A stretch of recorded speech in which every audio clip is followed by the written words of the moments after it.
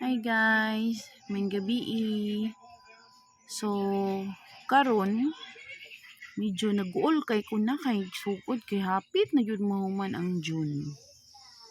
Diba? June, whole month sa June man ang walay untouchable ang mga teachers.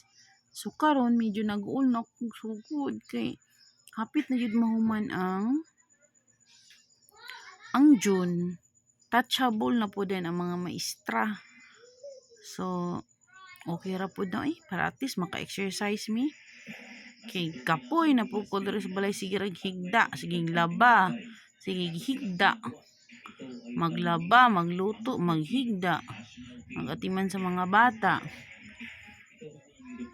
At least kung nasa eskwelahan, maka-exercise ta, maka-baklay, makabasa-basa, dahil makakita sa mga friends, maka-smile-smile. So, mas bata-bata gamay ang dagway.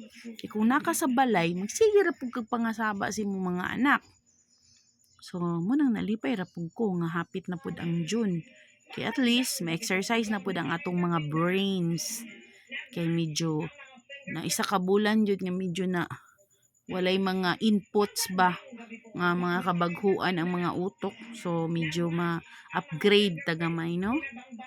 So, see you mga teachers.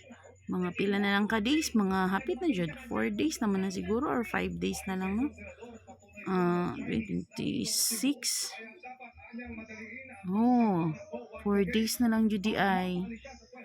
So, good luck mga teachers. Good luck sa ato Kay hapit na jud ta welcome back to school.